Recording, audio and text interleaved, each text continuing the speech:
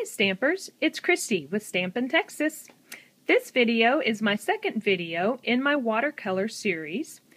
The previous video, my first one, I showed you was all about blender pens and how blender pens worked.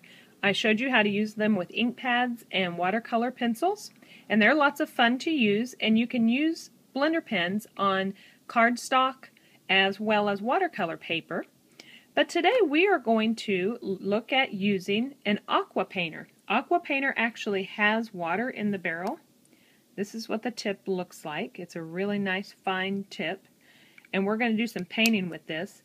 But with the Aqua Painter, it really is a must to use watercolor paper. It's so much thicker and it works a lot better when you're coloring and painting, I guess you could say. So here are some of the flowers that I started painting, just kind of playing with it. This is a new stamp set called Secret Garden, and it is in the spring catalog, so be sure to check out that catalog on my website. But this is what I used for the flowers.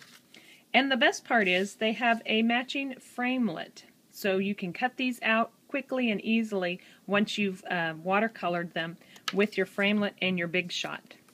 So let me set these aside a moment and let's get started painting a couple flowers. So here's the image from Secret Garden. I'm going to use the Stays On ink pad.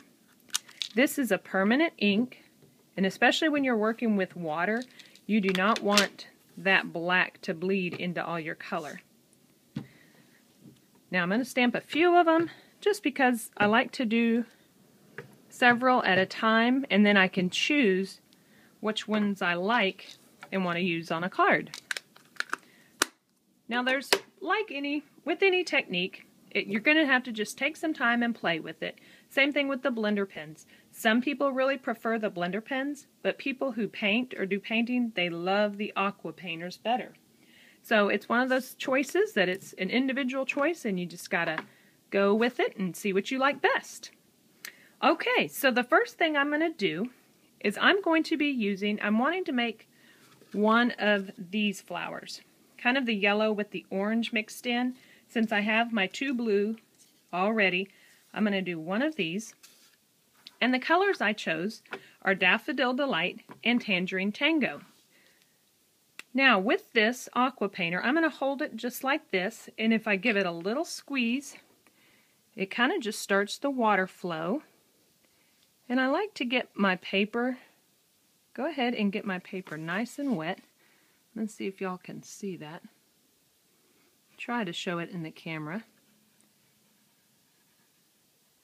There we go. So I'm just going to get it wet at first. Now you can do one of two things. You can gently squeeze this together and put ink on the lid. Did I get a little bit up there? A little bit. Let's get a little more. Or, there we go, now we got some ink. See how I squeezed that and I got the ink there? Or I can take my Aqua Painter and actually go right to the ink pad, either way, to pick up the color. Now I just kind of go through here and just kind of put it on like that. I'm not really painting, I'm just kind of wanting the water to flow the color around. So it's alright to get a little wet there. Okay. Now I'm going to just get a little bit of my paper, wipe off some of that extra. That was just a scratch piece. I'm going to do the same thing with my Tangerine Tango. I'm going to pick up some of the color off the ink pad and just kind of daub it in there. And you can kind of put it wherever you want to. And you can go darker if you'd like, add more color. I'm not going to really worry about my edges.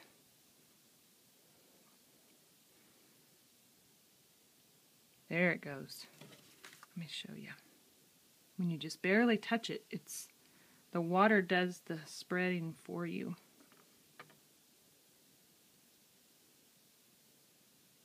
And so you can keep adding color until you get the intensity that you're looking for.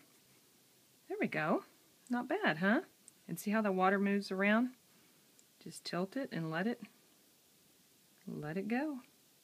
Now you may need to, with your heat tool, you may want to dry that up a bit.